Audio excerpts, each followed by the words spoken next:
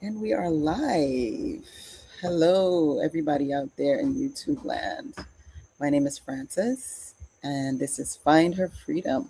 Welcome to my channel. On this channel, I talk all things career break, intentional travel, and reimagining work without guilt and burnout.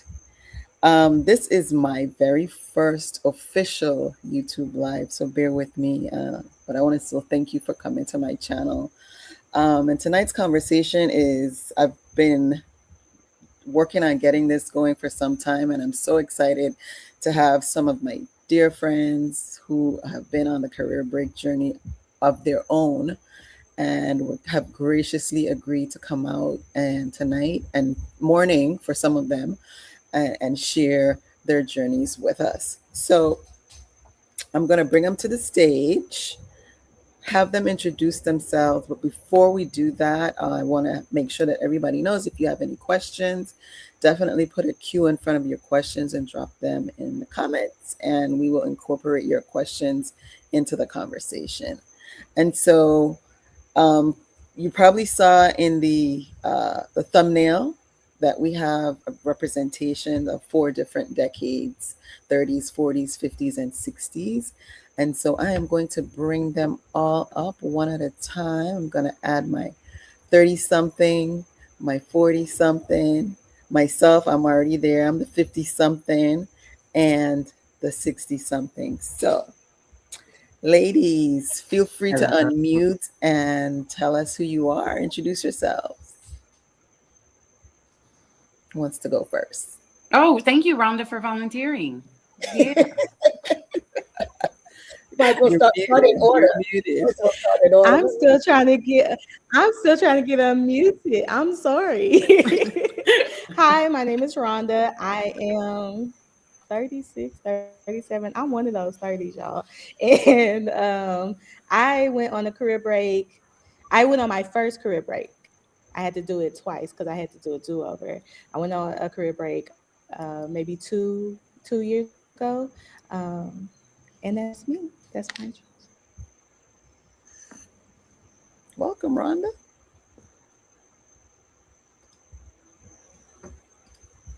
Oh, okay. Well, I guess I'll go. Hey, I am Pryl. I am representing the 40s and fine. Okay, I will be 48 here in a couple of months, in April. And yeah, I took my career break when I was 41. And that just started everything. Currently, I am living in San Miguel de Allende in Mexico and preparing to, as I was telling these ladies backstage, dance my way around the world. Yep, so that's me. Welcome. And okay, since we're going in date order, I'll go again. I'm Frances. I am representing the 50 and fabulous generation. I'm about to have a birthday in what, 2 days, 3 days. And so, yeah, my in 2022 was supposed to be a year, and it ended up being 2 years. And now still feels like I'm on it, to be quite honest. But we'll talk more about that as we get into the conversation.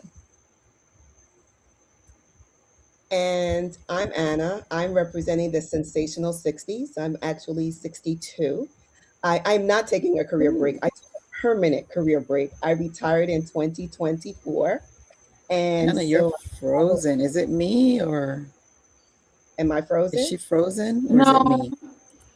Okay. I can hear everyone, including you, Francis. Okay. Now, Francis went off screen. Oh, Okay. oh, okay. She'll come back. Okay. All right, so go ahead. What were you saying? I retired in 2024. And so I have been traveling full time since then. I traveled 11 months and then went back stateside for 4 months, and I've been back on the road. I'll be back on the road for another year. And yeah, now after this, I'm looking to make my home kind of permanently. I'm looking at Colombia. Nice. Oh, we were just talking about that. Yeah. So we're so hey Francis. I'm back. Yeah, we see you. So you mentioned that it was morning for some of them. So I'm in Mexico. Where is everyone else currently? I'm in Kuala Lumpur. So it's 9 a.m. on Saturday morning here. Okay. What brings Same. you? I'm in Bali, so we're the same time zone. Okay. Yeah. And Francis, where are And you? I'm in St. Croix in the Virgin Islands, and it's 9:05 p.m. here. Okay. Okay. Okay. Okay.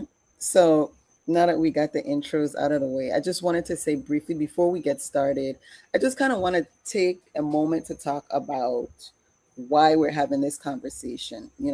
A lot of Black women never or don't always get the opportunity to see what it's like to have rest or to take rest or to take a break. And so this conversation isn't about perfection. It's not about having everything figured out or how you should do it, because nobody's break is the same. Everybody's break is different. And so really it's just about truth and the truth of each one of us and our individual truths.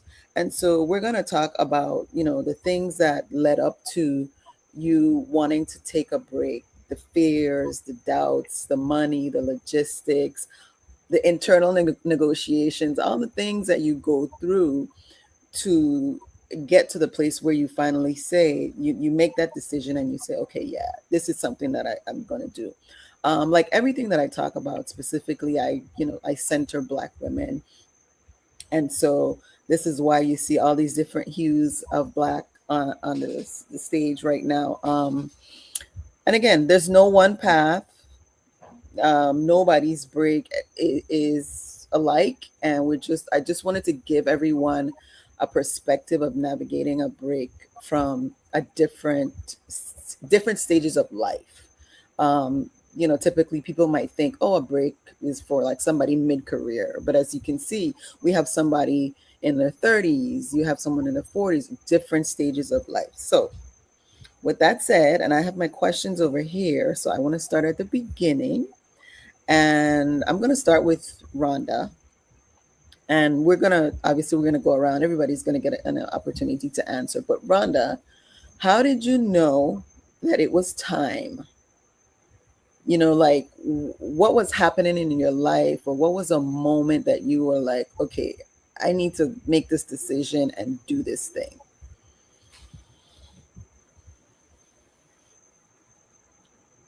I think she froze. Yeah, she's frozen. Uh-oh. Is she on mute too? Okay. Yeah, All she's right. on mute. I'm not sure what's happening, but let's go. Let's move on. Pearl, can you take that and we'll come back to Rhonda? Yeah. Okay. Will you please restate the question? Thank you. What was happening in your life when you decided that you needed a break, and like what was the breaking point for you when you said, okay, something has to give, I need to do this now? Okay. So my breaking point was literally my mind feeling like it was going to break. Um, I had a very traumatic incident at work, and I've already kind of went over it in detail on a couple of videos in my channel. But the moment where I realized, like, girl, was when um, my EVP was yelling at me in front of everyone during a leadership offsite, and I remember feeling his spit like land on my face. Like he was just enraged and foaming and just yelling at me in front of, Wow. people who reported to me, my peers. I was the highest ranking Black woman in an international organization at like a second level director position, which should not be. Like when you have uh, tens of thousands of employees, it should not be someone that's, like an entry level director, basically, on the grand scheme of things. So, yeah, that was my breaking point. And I had intended to take off a couple days, and a couple days turned into a couple weeks turned into I never went back. And then 2 years later, they packed up everything in my office and sent it to me FedEx. So, yeah. 2 years later? Yeah. So, and I'm, you'll ask and we'll go into, but yeah, I went out on med leave. Mm, I'd okay. taken a couple of days of PTO, but and we'll get into that. But yeah, it ended up me Hmm. just going on med leave, and I rode that thing till the wheels fell off. Hey, so you got to do Hmm. what you got to do, right? And a lot of people don't know that that's an option too. But like you said, we'll talk about that. So we're gonna go move back to Rhonda because we lost her before, but she's back. So Rhonda, again, the question is like, what was happening in your life when you realized that you needed this break? What was the breaking point that you was like, okay, enough, I'm doing this thing? I don't think for me there wasn't one dramatic breaking point. I think it was a slow realization over time. I too was dealing with a boss that was emotionally and verbally abusing me, and I kind of didn't really acknowledge it because he's older. He was a high-ranking member of the church. Just different things that I had been programmed and raised into accepting. Um, and so I honestly made the decision at the slowest, most downtime of my career that I'd ever had. I spent about 10 plus years building a career, and I finally was sitting at a desk doing nothing like people think that we do. And I realized I don't want to be here. I don't have the capacity to even. I was working on a project that, or a homework assignment that my therapist gave me, and I said I can't do it. I don't have the bandwidth. I'm There has to be more. Mind you, there had been the pandemic that happened, and I worked through that. I had to let go of my full team, and there I was living in New Orleans at the time, so there was a hurricane. It was a number of things, and it just Mm-hmm. built on top of each other. And then, of course, my personal life, where I like to say that I used to put it in a filing cabinet because I didn't have space for it. I was working 60 plus hours a week, so. Mm, Um, Again, I don't think it was one dramatic thing. I think it just built on top of one each thing, and then alignment. I found some resources online that kind of opened my eyes to this isn't the way life should be. The life can be mm-hmm. different. Yeah, yeah. That's very similar to my situation. With the only difference being that I didn't have like crazy bosses or anything like that. I will say that I had very supportive owners with the company that I worked for and the company that I ran. But I just was tired, just tired of doing everything for everyone. Being a single parent, raising a child on my own, running a household, just doing all the things. And the pandemic really boosted me, saying, okay, this is an opportunity for me to do this. And so I will, obviously get into that as well. What about you, Anna? Because your situation is a little different because, um, and just to give a little background, Anna and I virtually met back in 2020, Yes. and yeah, Mhm. we were in the first.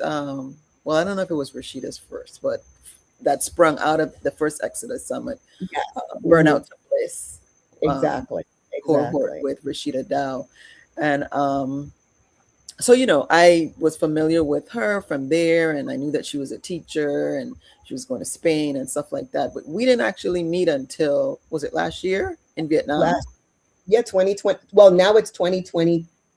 Yeah, 2025. 2025. Yes, you're right. 5, yeah. So Okay. we met 5 years Like, later in person. yes, Yeah, exactly. yeah, yeah. And so, but I guess what I'm saying is the difference with her is she definitely isn't going back because she No, retired. And so no, I'll done. let you go ahead and tell So, answer you that question. know, so it actually it happened on my 60th birthday, which was in 2023. I actually did a solo trip to I did Colombia, Panama, Ecuador, and Costa Rica.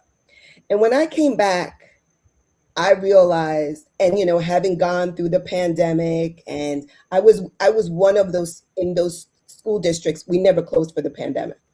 We literally, we just had like a 3-week break, and we went totally online. The school never shut down. So it was not one of those. I wasn't fortunate to be in one of those school districts where people can literally take a break and go somewhere. No, we weren't even allowed to go anywhere. We were basically, I was teaching out of my kitchen in my apartment. And I think um, having been part of the first Exodus Summit, which was in 2020, kind of following Francis, seeing what has been happening and seeing that it was a possibility. And I was struggling with my feet at that time, my ankles. And so I had gone to the doctor, and it was like 2 years in a row I had been on a boot, and doctors were telling me, you're giving you have to decide whether you're going to continue to teach or not. And as if anybody knows about teaching, it's not just teaching. You do duties, you do this and that. It's not like in your classroom and you're allowed to stay. Now, I was able, because I was friends. I talked to my superintendent. I was friends with her, and she says, well, if you get a medical note. And even with that, like, I had colleagues that were complaining. And so I actually did 1 year. So I came back, and I kind of, made a decision. I was start doing what I need to do to prepare. And then that was it. Like, I realized that things weren't bad, actually. Things in my school district were going really well. I really enjoyed my job. I liked the students, but I was just done. I was just done. I said, Anna, this is the youngest. Today's going to be the youngest you're ever going to be again. And if you don't start, and yes, my goal was to work till I was 65, to pick up my social security and get my pension, max out things and everything. But then I said, no, I was done. It was like nothing traumatic happened. Yes, there was an issue with my feet, which, by the way, after I retired, I never had that issue with my feet anymore. That's the interesting part. So I think There you that was like go. something. Mm-hmm. And but it was one of those things that it was just time. And I can tell you, I never looked back. And I never looked back. It was the best decision I did. It was the best decision I did for my life at that time. Yeah, yeah. I tell people all the time, I have zero regrets. And people are like, oh, you left that good job and all the Benefit, perks and benefit. all the money and benefits and da da da da da, but no regrets, no regrets whatsoever. And so I wanna let's see, what's the next question we have on here? The fears and the barriers. Making the decision is one thing, but actually following through often brings up fear, doubt, and outside opinions. And that's a huge one for a lot of people. Um, what was your biggest fear before you took the break? Like how people would respond and the skeptics and all that. Anybody? My So okay. So I think I was thinking about when I left, but as far as just the career break itself, I didn't have any reservation. I honestly was just a lot of things were, I don't want to say new for me, but new for me because I didn't like the leave has always been there, but I never took advantage of it. The benefit was Mm, always there. It's not something I mm-hmm, really heard about. I was greatly encouraged by my therapist. Greatly encouraged. She was a black woman, and she made sure that I understood what my options were. mm-hmm. Um, I don't really discuss my decisions with people beforehand. It's kind of an after thing that you find out because Same. it's really not concerning you. So I didn't really get too much feedback. I will say afterwards, my dad does come from a generation where it's like you don't leave one place without another job. So that was a statement Mm, that was made, an opinion that was given. But I also was on leave. I was getting paid still due to my mm. position. So it was still a bit of a different situation than just completely being gone Okay. without a job. Okay. Okay. What about you, Pearl? So I too was getting paid. And I had so much PTO built Mm-hmm. up. Mm-hmm. So the short-term disability was it was probably like, I don't know, a 60-40 split, whatever it was. I had so much sick leave. I had so much PTO. I would lose PTO every year, and I believe it capped out at like 250 hours. So I had so much PTO, I had so much leave. Same thing when I went on leave.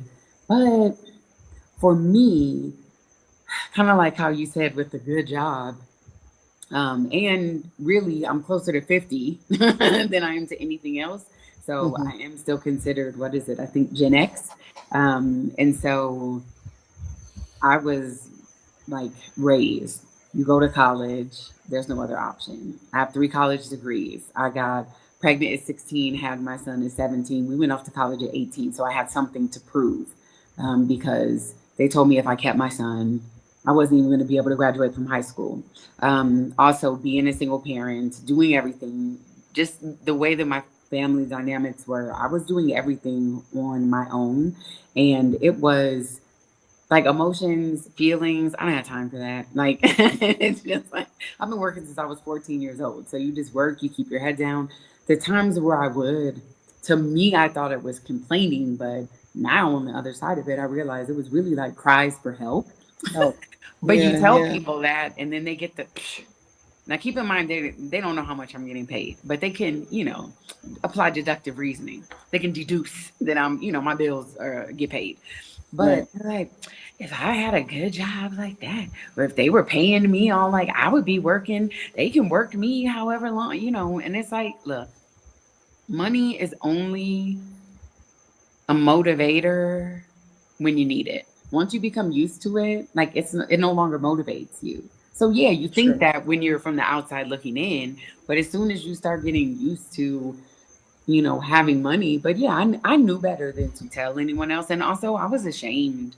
I was ashamed, so I hid it.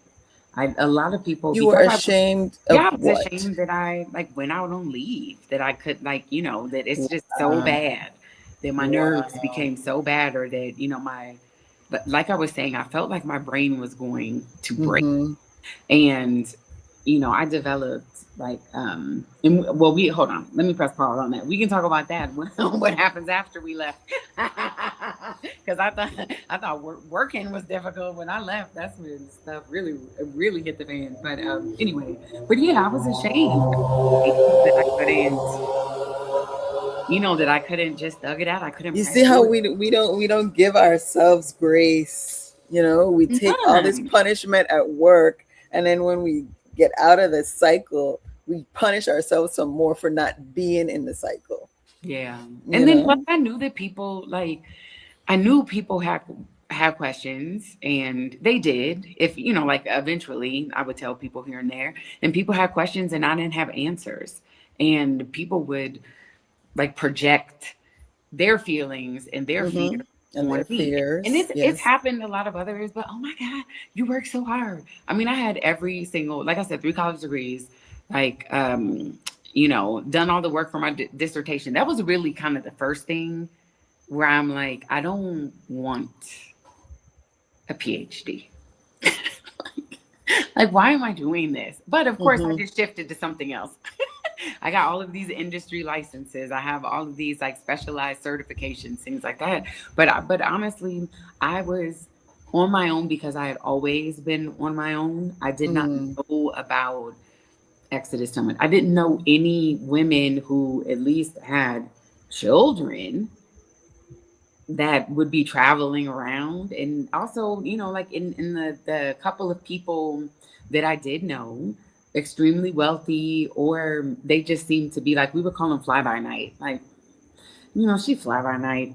No, she has gone to X amount of countries in Africa and X amount of, different places in Asia and Europe and Baltics and all of this stuff. No, she was Mm-hmm. out there living like she had it right. Like, what is she gonna do about no? Like she had enough to sustain her lifestyle, and then I really think joy and really as you mentioned, like being a citizen of the world, but she had it Mm-hmm. right, not us. But yeah, but that was not something that you do, and you definitely are not going to walk away like you said, Rhonda. You about to leave that good job and do what? Yeah, Work yeah. on your mental health? What? No. Like what is that? Yeah. Yeah, like mental health. For me, and I know Anna and I had this conversation a couple of times. My biggest fear, um, before, during, and even after, was what am I going to do when it's over? That really haunted me. I mean, Wow. yes, I shed tears over that one. I didn't have a problem doing it, taking a break, leaving a job. I didn't have a problem doing any of that. But the thing that scared me the most was what happens when it's over. Yeah. And I really gave myself a hard time about that. Did you have a So, deadline? Like, did you say, I mean, I know we use the term, I say we, well, in this area, we use it in the colloquial sense, right? So, hmm so hmm career break for some is like the time. I'm doing a year, 2 years. To me, I just took a break from that and started doing other stuff. Yeah. But did yeah, you have a deadline? I did have a timeline, if you will.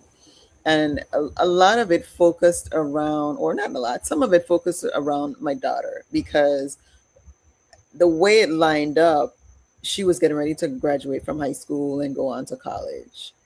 And so it would be a clean break for both of us, because she would be going to college and I would be able to go wherever I wanted to go. And so, like I said, initially, I thought I would do 6 months, maybe a year, if that much. And it just turns out that I had prepared so well that I was able to do it for 2 years. Um, and then eventually figured out what I was going to do next. But it took me some time. And, even sometimes in retrospect, it's like there's no reason that you have to always do the thing that you've done before. In other words, like I use Anna as an example. If she were going to go back to work, there's no reason why, if she decided, okay, she was only going to do it for a year or two, that she had to go back to being a teacher. You know what I mean? And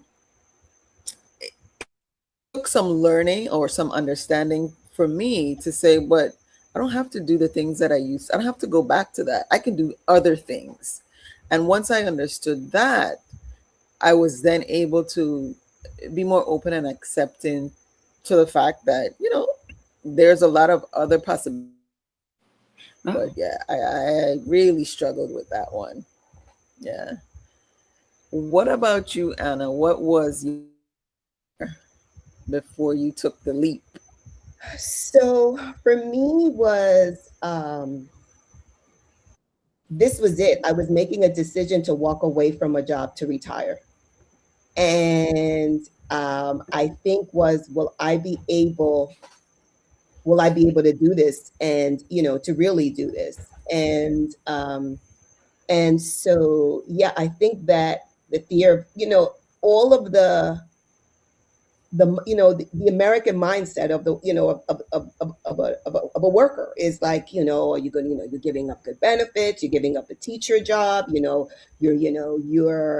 finally at a salary that's commendable, you can, but I wasn't living, I was just existing day to day.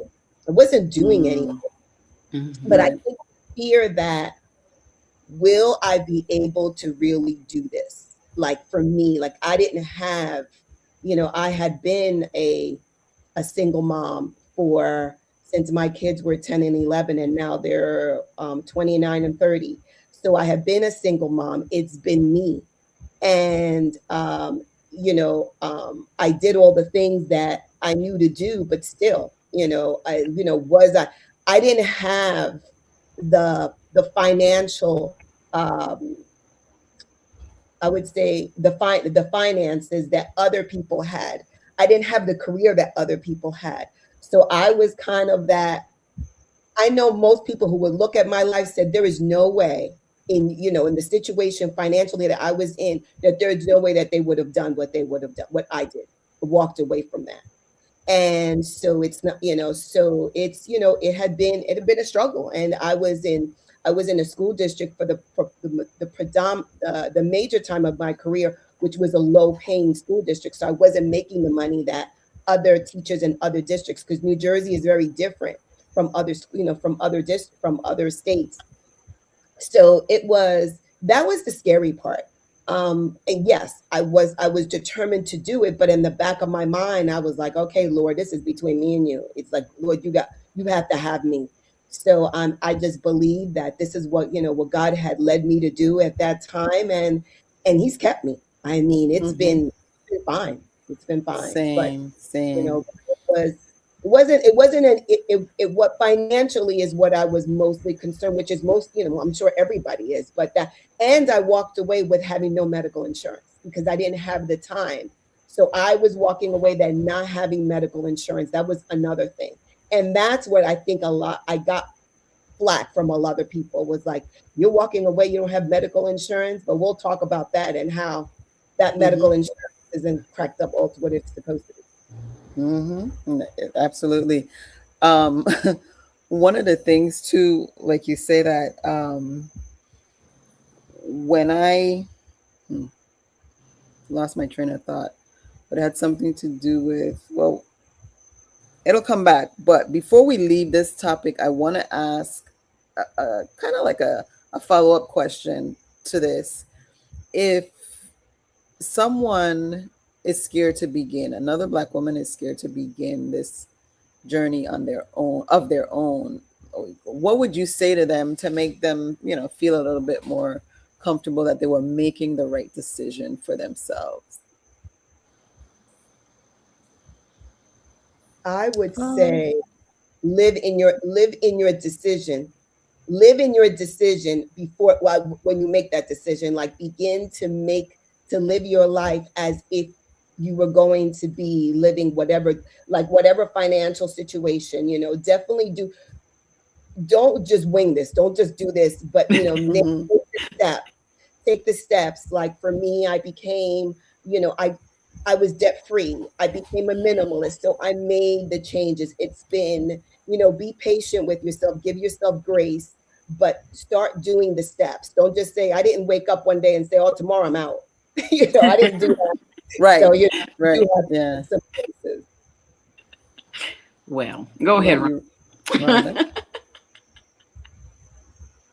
I would say to I would say to go in it with no expectations. I would say don't that time clock we like to put on things.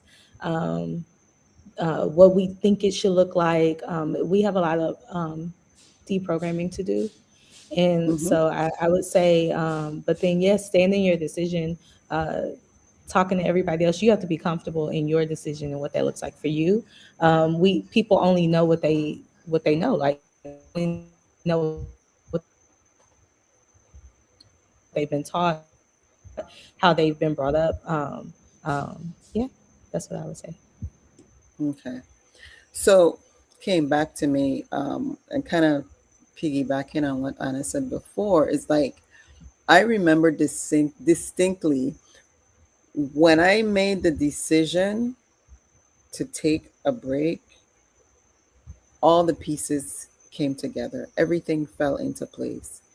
And for those you, I mean, you guys know, but for those of you who don't know, I also write on Substack, and I think my last piece that I wrote on Substack was about exactly that. The first thing you have to do is make the decision, and in making the decision, it helps you to plan, and by being able to plan, you also prepare, and then things fall into place. And I'm still amazed at how it happened for me, because once I decided, money would just be coming from all kinds of places that I didn't expect, and stuff would be getting sold. And like, for example, I drove a truck, and the day that I put my truck up for sale, it sold in 2 hours, and I had the money in the bank. The person had just sent the money to my, it was like, all of a sudden, all the pieces started to fall into place. So I would say you have to decide, and you have to be firm in your decision, and not let the outside noise set you apart from something that you have already decided to do and that you want to do. So Yeah. decide, make the decision. So real quick, because you skipped me, but that's okay. No, I didn't. So, so Anna, I felt a little bit judged when you said that, you don't wake up and decide one day that you're out. I'm just playing with you, but I think if you would ask me if I could do everything all over, because like I said, I would, like, my mental health was on the brink of, I had no idea. And it's funny, Francis, when you said, like, yeah, when I left, all the pieces fell together, because I was a workaholic and not in the casual sense. Like, I worked when I was happy, I worked when I was sad, I worked to avoid things. Like, I worked 7 days a week. Hmm. I didn't have a life, which is why no one noticed, that I wasn't at work, because I was always at work. Like, it's not like we're texting, or it's not like, you're really seeing me places, or I'm gonna come in and drop in for a second. But um, when you said that, it made me think about how when I made the decision to leave, like, everything in my life fell apart, Oh, really? because Wow. because so much of my, Your not world only identity, revolved around yeah, my work. world, not my Hmm. identity. I've always been like, I don't care what the title is. You can call me the janitor's executive assistant. Run me my money, okay, and I'm good. So Right. titles were not, one of the things that kept me in. And, like, not judging to anyone it's just how I'm wired. Like, I could care less about the titles, but I did realize, like, I had nothing. So when you take the one thing that is at the center, that is the solar system of my life, all the other planets are revolving around work, that are work. Like, a lot of the things fell apart, but I also did not have access to any conversations like this. I Hmm. did Hmm. not know any other women, let alone in my 30s. Like, I know I'm not wired to work for people. I've always been that way, but that's not an option. I was on the college prep track, and, like I said, I went to college, and I had, like, a chip on my shoulder. But yeah, I, I would, very similar to what you all are saying with the preparation piece, expose yourself to simply what this is, just even hearing the idea or hearing how people did it. And then also, kind of to your point, Rhonda, look and see what resources are available, because it doesn't make you weak. It actually takes a lot of strength to go against the grain, Hmm. to swim upstream, to walk away from everything that you've worked so hard towards. But yeah, yeah, okay. All right.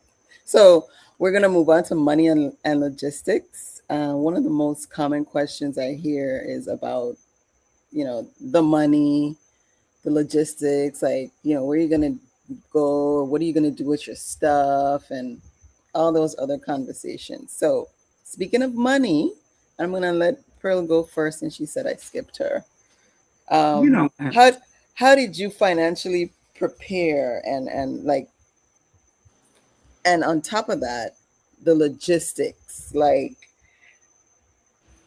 your home, like what did you do with your home? I know you have a son, mhm. but your son was grown by that time, Yeah, right? he's He 30. was Mhm. already grown, and Yeah. like the conversations that you had with your family members. So the money and the conversations and the home. Okay, so I took my career break before, I guess, career breaks were cool. I left in October of 2018. Yeah, October 2018. So, yeah, that was not, I wasn't going anywhere. I thought I was Mm-hmm. just going to take a couple days off for the first time in who knows how many years. So, Mm-hmm. I, as I mentioned, I didn't necessarily have a plan. Thankfully, let's just say that I had to walk away from my job altogether. There was no leave. I didn't have, whatever. I was thankfully in the financial position that if I had to walk away and leave everything, I could have done that. Now, I did not know anything about, even think about leaving the country. Oh my goodness, are you serious? People do that? Like, so I didn't discover, like, Exodus Summit until 2022, like a couple weeks before the 2022 summit. And I, Mm. that year. So that was the first time I even put the two together, like walking away from corporate, and then also, like, taking up residence someplace else, or beginning to travel and things like that. Mm-hmm. Because my passport, as a matter of fact, before I came here, I thought I had another year on my passport. I did not. I had like 5 or 6 months or something left on my passport. And I went and I had to go and drive down to get like a, emergency passport before I came to San Miguel for a retreat. But that thing was in the State Department envelope, had never been cracked open. It was, yeah, so that's how much I worked. Did a whole entire passport expired.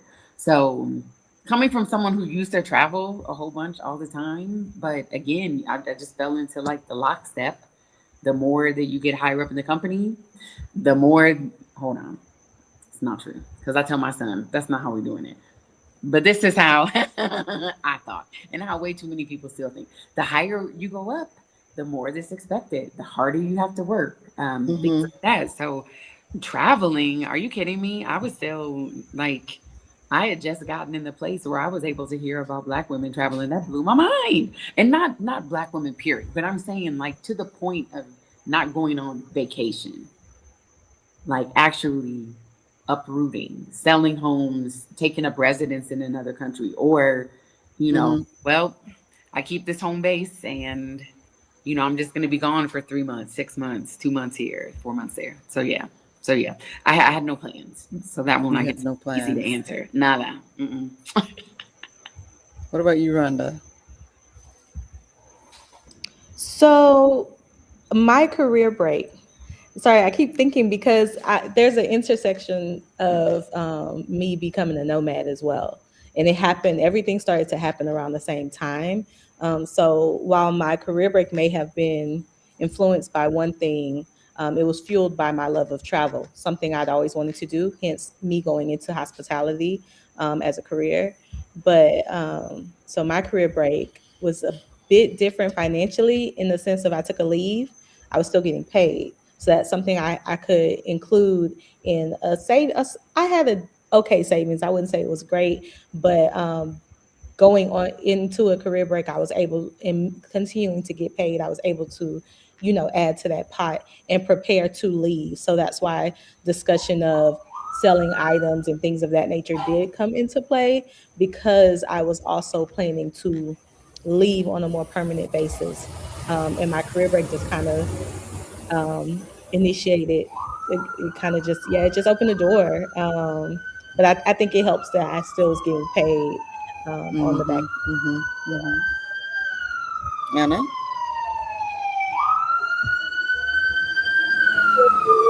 Oh, who's got warrants over there? What's happening? They coming to get you? Francis? Is that you? Listen, yes, girl.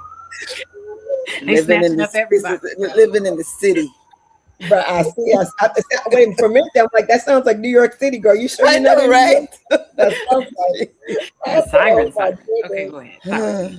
So, so for me, I had a teacher's pension, so that that I knew that I would have that, but I made sure, like as I mentioned before, I got out of debt. I made sure that all my bills were paid. I gave up my apartment. I got rid of everything. I sold my car, so I knew that for me, in order to do this, I could not maintain the life in the US and do this. That wasn't an Mm-hmm. option. So I think that also kind of made it a little scary that I was walking away from everything. So yeah, so I became like I said mentioned before, I became a minimalist. I got rid of everything, and I just decided on. I had been talking to like everyone who knew me knew I always wanted to travel. I've been wanting to travel since I walked in freshman class of high school and I took French. So I knew that I wanted to travel. So that was always a dream and a desire for me, but I never knew that it was possible until Exodus Summit 2020. I said, wait, you don't have to have money. You don't have to be loaded. You don't have to, and I didn't have one of those corporate, career jobs where, women, had, made money and, or had homes or anything. I rented because like I said, I've been on a teacher's salary.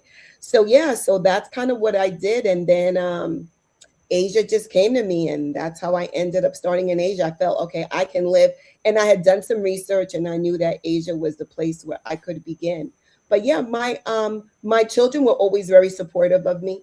They always knew that this was something I wanted to do. So that was really the only person at the time. Everyone had passed, like all of the matriarchs in my family on my mom's side had passed. So it was only one aunt that was still alive, and she was ill, and she did not want me, like her goal, she had expressed her desire. She didn't want me to start traveling until she passed, even though she was sick. And I said, yeah, and that'll be a no. So because I don't, Funny. she was, I don't know. I mean, I don't know how long she was going to last. I really did not. And but unfortunately, she did pass about a couple of months after I left. So I'm now the matriarch. So I'm like, it's so funny because I say I'm the matriarch and I'm doing not what is expected to be doing as the matriarch, according to people in my life. I Mm-hmm. should be home waiting to have some grandkids or something. I'm like, yeah, that's not me. No. So did I answer your questions? I know you said was that your Yeah, original? you talked about the money, and you talked about, you didn't have a home and Oh, family conversations, and so you right. did. You did. Okay, yeah. I want to make Yeah. sure that I follow the rules here. Real quick, can I Mhm. okay, so I didn't answer the family part because I don't F's with my family like that. But Anna, you said something, and what made me start laughing was because I expected you when you said that your auntie who was sick, who said, "Yeah, I just want you to wait until like after I pass." And what made me chuckle was because when you were like, "Yeah, no," part of me expected you to say, "Yeah," because she was sick and so.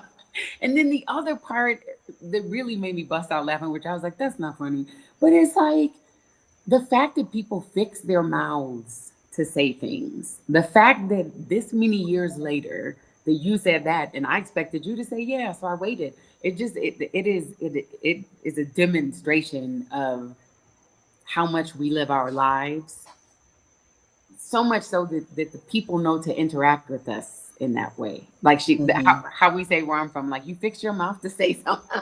Like to even say that to me, and it's something that most people. Okay, well, she's a matriarch. She's the Yeah, they last put that remaining, expectation on you. elder. Yeah, Yeah. that expectation is that you continue to put your life on hold for someone else. That's not you. Mhm. Well, let me just say this. Let me just tell you how much I did not put my life on hold. I wasn't there for my daughter's wedding. I watched it on Zoom. But we had a conversation. We had had a Oh, conversation. We had had a conversation, and I said, "Do you want me to come back? Because I will. Because I don't want you. I don't want this to be an issue in the future. Because I had already set my departure date, and the thing was, once I had booked everything, so once I had set my departure date, she scheduled the wedding kind of like after that. And so I knew she knew I wasn't going to be here, and so they ended up having an elopement, but they okay. did like an elopement, like in at an Airbnb, and my sister went, and so to me, my sister is a wedding planner, and to me, she filled my shoes better than I could have, because she knew what she was doing. But we I was able to be in contact with her all day. But no, I mean, I missed my own daughter's wedding, and she was okay with that. Like I said, I watched it via Zoom, so that's how much. And I'm not look, and I'm not saying, oh, because I've heard I can't, I could, how could you do that? You know, again, this is me, that is you. I also have a relationship with my daughter. We made it clear. We had a very, you know, we talked, and I said, "Are you apt? Because I will come back if this is going to be an issue." And she says, "No, mom, I don't want you. It's going to be too expensive for you to fly back." But I would have done it if she would have said. I would have just made some arrangements. But yeah, so no, I wasn't there. So that I was not there. And when my aunt passed, they said, people like, "Are you coming back?" No, I delegated people because I was in South Korea at this point. And I said, no, I just delegated, and it was taken care of. And really, nothing was, I don't think that I could have done anything different had I been there. It's just that I would it's just that I think that me being physically there, that well, she was there. But no, Mm-hmm. that's Mm-hmm. kind of what I did. So yeah. So But I mean, it's her day. It's about her. So it, like how you said, if it's like when you said that to me, my mouth like dropped open, but not in probably the way other people do. Like when you said I talked to my daughter about it. My daughter was okay with it. It's about her anyway. So Mm-hmm. like yeah, but again, the expectations, the Expectations. just expectations, just Mm-hmm. down to the most granular nth that people have. Yeah, yeah. Um, for me, and I tell people this all the time, that the pandemic was really a blessing for me, because when the world shut down, I still had to work.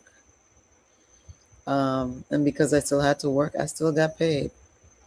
And I have always really been a good steward of money, if you will. And so I just use that opportunity to become debt free and save a lot of money, invest a lot of money. The pandemic was 2020. My daughter was graduating in 2022. And I said, you have 2 years to get, that's more than enough time for you to get everything lined up. Um, to be for you to be able to do this for, like I said, a year, like I thought. And then when the year came, I was like, oh, I can continue. I don't need to go. You know what I mean? Because I had prepared that well. Um, my home was an enormous, still is, because my home is rented, and so it's a source of income for me even now. Um, like you said, Anna, my daughter has always been very supportive of what I want to do and the things that I want to do for myself. And she realizes how much I sacrificed over the years for her. And Mhm. she was like, yeah, you have to do this, mommy. You have to do this. And so, um, my dad as well. And I don't really talk too much about this, but I left my job in June. My daughter and I left and went to Mexico in August, I believe, late July, early August. I was house sitting for someone. The lady went to Africa with her job, Nice. and like halfway through the sit, my mom got sick and was in the hospital on life support. And we had to leave and come back home. And so, you know, the way I had planned, I had this whole grand plan of how I'm going to spend the last 6 months of the year with my daughter before she goes off to school in January. And life happened. And we had to come back, ended up losing my mom, I had to take her off of life support. Um, but again, with everything that happened, blessings still came from it, because that left my dad here by himself. But if I had been working, I wouldn't have been able to take care of my dad and spend time with my Mhm. dad and, just be with him. You know what I mean? And so the first 3 months, or the second half of those 3 months, I was back home, where I had already planned I was going to go here, take my daughter here, there, and everywhere. But because I was on this break, I was able to say, I don't need to go anywhere. I need to be here with my dad. And so those are the kinds of things that breaks allow you to do, the flexibility and the freedom. Um, Mhm. and now it's like, it's something that I don't want to give up. And giving that up would mean, a 9 to 5. And don't get me wrong, I never say never. If I have to go back to a 9 to 5 at some point, I'll do it. But it will be like a last resort for me, because I have become so accustomed to having my freedom and having the flexibility to be able to be with here for my dad, or go see my daughter, or jump on a plane and spend, what was it, 4 months in Asia, or whatever it was. You know what I mean? Um, family conversations. Um, for me, like Rhonda said before, I don't, I, it wasn't something that I really discussed with people. This is something that I was going to do for myself, and this is what it is. Yes, I may have had some questions, but not questions in with respect to, well, what are you going to do about this and what are you going to do about that? It was like, oh, because people are very, very careful in question, in my family anyway, in questioning the things that I do, because I have always been the one that has everything, kind of like in control and can take care of everybody and everything and all that. So I don't think the logistics was necessarily a question, but it was more of like, well, why? You know what I mean? Like, you have all this beautiful house and this great job and this and that and the other. Like, why are you walking away from that? But I think people more thought it than they would actually come and say it to me. Very few Mm-hmm. people. And if they did, it was more of like a curiosity more than a judgment, if that makes sense. Yeah, it does. Yeah. So that's my, I guess, my money and logistics. So the next question I have here for the group is, what surprised you most when you finally rested? Did you struggle with guilt or pressure to be productive? What surprised you most, Rhonda? So, as I said before, I have taken two career breaks because I don't think I did it right the first time. Although I will hire a coach. I will hire a coach. I am not I'm a strong believer in hiring coaches. I had a coach. She told me how to do my career break. And I would say that my career break was the busiest. I was just about as busy as I was when I was working. My calendar was full. I was at every This is the virtual first one whatever. or the second This one? is my this is my first one. I didn't play The on my first second one. one. My Okay. first one, my calendar was packed. I was at everybody's virtual whatever summit. I didn't know there were so many online summits. So I had I was heavy in therapy at that time. Again, things just started to really everything happened at once. Anything time something happens for me, it happens all at once. So I was going through a lot of Mm. personal.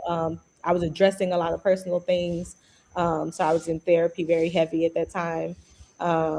Releasing some personal friends and family members and things of that nature.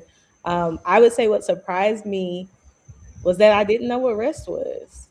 I didn't know what it meant to. I didn't realize that I felt uncomfortable sitting around doing nothing. Hmm. Now I'll do it with no Yeah. problem, Yeah, but that I is didn't doing something. realize. Yeah, that is doing something. So like now, like it boggles my mind that I ever felt that way. But I was very uncomfortable in rest. I was very uncomfortable at the day ending, and it's like, well, what did you do today? And it was nothing. Like I was very uncomfortable with that. Another thing that really surprised me, because I too am not a label person. I don't care what title you give me. You just give me that check. Right, run me the Um, money. but I was very tied to my identity of I ran a hotel. I didn't realize that was, and I guess it makes sense. I work 60 plus hours a week. Of course, but I don't think I don't think it really resonate like really connected for me until my career break. And that's why I kept myself so busy. I believe that's why I kept myself so busy. So that was something that really surprised me because for a person that doesn't really care about the title you give her, then why am I tied to, why does that identify, why is that so heavy for me? So that was really Mm-hmm. interesting, really, really interesting for me to realize as it pertains to my career break. So those two things. Oh, I What did about want to you? say too, the pandemic, you mentioned the pandemic. The Mm-hmm. pandemic actually taught me with the financial part that I could do a lot with less because they cut our Mm. hours and they cut our salary. So I was like, oh, and then and things were slower. I was in a hotel with nobody in it. Right. So it Yeah. really, it was a blessing for me as well, because I really, it opened my eyes to like, that was when my mindset started to shift on what life could look like. Mm-hmm. So Mm-hmm. it was a terrible time for a lot of people, but it really opened, it burst open. The career break wouldn't have happened, I don't believe, without me seeing this is not how life has to be. So Right. Yeah. Um, what about you, Pryl? Well, I had no idea that I had no idea who I was. Remember how I told you that everything revolved around work? I can say that now. I didn't realize it then. So when you remove the one thing that has been the constant, Mm-hmm. um, like I was born of two college educated parents. I was on the college prep track. So it's like you go to college to get a good job. You make good grades, so you can go to good colleges. You go to good college, so you can get good jobs, and Mm-hmm. then you stay at said job. And then once you retire, potentially, well, like honestly, I've never heard like we didn't talk about what happens after you stop working because a lot of the people in my world, like um, they just worked until the day that they died. So for me, I didn't realize how I would have an identity crisis because, like how I told you, all the pieces fell apart because I had nothing, I had no point of reference. It also, it was, it sent me into a different kind of, I guess, a tailspin to realize that I missed out on so much. Like years had gone by because, like I said, I would throw myself into work. I had three huge life events that happened within a few months of each other in 2014. My mother passed away in February. I was almost 7 months pregnant and lost my daughter in May. And my Oh. son was supposed to go, my only child. Keep in mind, we grew up together. Like I was 17 when I had that man. So he's been my constant companion, okay? But he was supposed to go off to college July, August, but because I was like, I'm not there, I don't want to talk about these things. Like, I'm just going to work through it. Like, not even through, I'm just going to work instead of even thinking about things. Like, that was how I thought that I was grieving for all of those things. And so my son left in June. He's like, okay, well, I'm about to go. Like, I don't need to stay here because now it doesn't seem like you done took it up 10 notches, like for working. But yeah, I did not realize how little of a life that I had. Now, keep in mind, this is in 2018, and it really didn't happen until like mid 2019. But where I started grieving because I had not even thought about it. Just like Rhonda was saying, rest. What is that? Like, I didn't hear about people like I equated rest with with sleeping. And you know what they say Mm. about sleeping, you can sleep when you're dead, right? So to me, like rest was just, you lazy, okay? There is always, I grew up, there was always something to be done, all right? Oh, kind of like they say, like I want McDonald's. So if you got McDonald's money, it's like, oh, you sitting around reading a book? Okay, you got time to hit these baseboards or and like, start cleaning or there was always something to do. So rest was not something that I had even heard of until post Exodus Summit, which was in 2022. So we're talking about 4 years later, because it was in October and I left in October of 2019. Yeah, so wait a minute. 3 years later. Okay. Like, yeah, so rest, oh my God. So I had no idea who I was. I had no idea what I wanted. I remember sitting on the couch like, why am I wearing this tight ASS chignon bun? Okay, because that's what I would do. I would slick all my hair back, braid it, wrap it around, like pin it, keep it in a bun.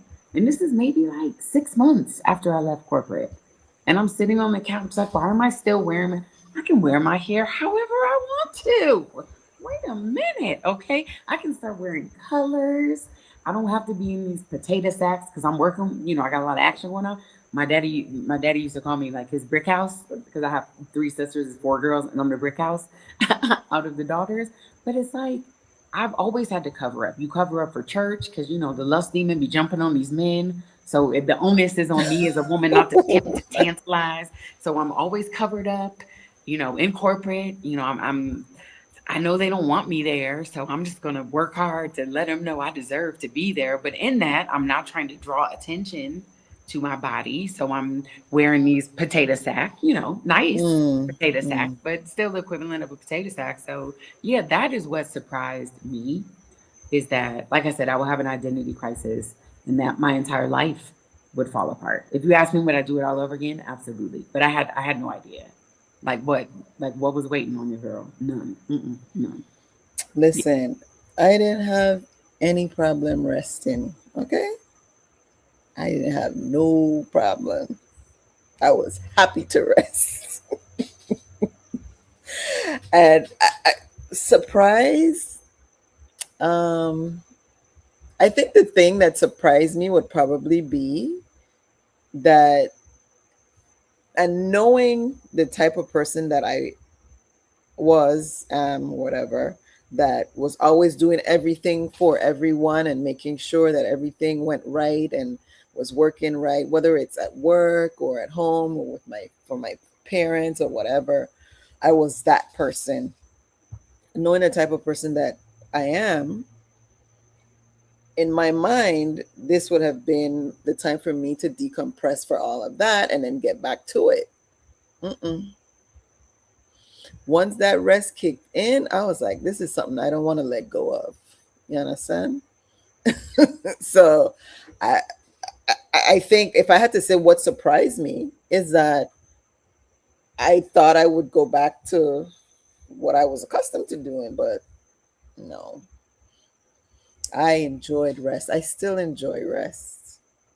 Not waking up with an alarm clock, you know, doing all the things whenever or not. You know Mm-hmm. what I mean? And not feeling guilty about not being busy and doing everything. So I think that that's for me what it was. And it also, along with the rest, it also allowed me to do the thing that I love most, and that's travel. Um, and I always traveled, but not the way I travel now. And so, again, that's something that I don't want to give up. So, yeah. What about you, Anna? What surprised you the most when you finally were able to rest? And did you have any guilt or struggle, like with pressure to be productive or always doing something? So I can kind of piggyback out of all of you, some of the things you've said. Well, first of all, Pearl, I'm really sorry about, the loss. That must have been very difficult. So I just wanted to acknowledge that. Mm, Um, so for me, it was, I did rest, but that was kind of the easier part because as a teacher, it was just wonderful to shut it all down. I didn't have to worry about a lesson plan. I didn't have to worry about teaching a class. I didn't have to worry about somebody observing me. I didn't have to worry about anything, students, parents, expectations. So that was easy. But even in the resting, there's something like I learned to be a human being, not a human doing, because I feel like we still have to be doing something. mm-hmm, I think that Mm-hmm. the other thing that I also learn is that as far as identity is getting that what's really surprised me, getting to know the Anna that I was supposed to be, not the Anna that I Mm-hmm. became because of everything that had happened. And was there a difference with that? mm-hmm, And that's where I've been learning. It's been really just getting to know myself, getting to not meet people's expectations of who I am, and there are times I've had to explain that. But not that I've minded, just been, but that's something I've had to do. But I would say that just getting to know me, getting to know me that I was supposed to be, not the me that has been because everything that has happened to me. And even though all of those things shape you, and I'm glad for all of that, right, but am I the Anna that God created, or am I the Anna that is a product of everything that has happened to me, everybody's expectations? And that's what's been the surprise. that this has happened, that this has showed up in my life. Like that's been, while traveling and resting and all of that is connecting those two Annas. And that's been the biggest surprise. And yeah, I've become very laid back. Nothing is not that, after leaving the US and seeing how other people live, nothing is that serious. Nothing is that, Mm-hmm. you Mm-hmm. Right. know, nothing, even nothing. I mean, everything, it is what it is. It's just that, you live your life to the best of your ability. You try not to cause pain in people's lives. You try to be the best human that you can be. Will you fall short? Yeah, of course I fall short. Do I make mistakes? Yes, of course I make mistakes, but I'm still trying to become one with the Anna that was intended, that was intended for me to be, when I was supposed to come here. And that has been the biggest, and it's been a great journey. It allows me to be, you know, not to have to meet other people's expectations, because you're never going to make Right. everybody happy. That's the reality. Mm-hmm. You're Correct. not. Correct. There's people still, no matter how good you think you're living your life, still people not going to approve. There's people who still going to comment. There's still people like, why did you do this? Why did you do that? I'm, that's not my job. My job is to live my life and to answer to God. That's really what my job is. That's That's how I right. live my life. So And that's been the biggest surprise. how did like travel and the community that you've been exposed to by traveling or any other groups since this all started for you, how has that played a role in your what your life has become? Because obviously all of us travel, all of you are in different parts of the world, and so in traveling you meet a lot of different people. Some communities you stay in, some you leave, and so how has that played a role in this new life of yours? Well, I can take that one first. So, one of the things, if you've noticed, and there's probably women who are watching, if you're watching for the future, hey, but there's probably women who are like, oh, what do they do? Do you notice how none of us have asked each other what we do? Because I could care less. I'm like, I could care less what you do for money. That's not something that is asked here.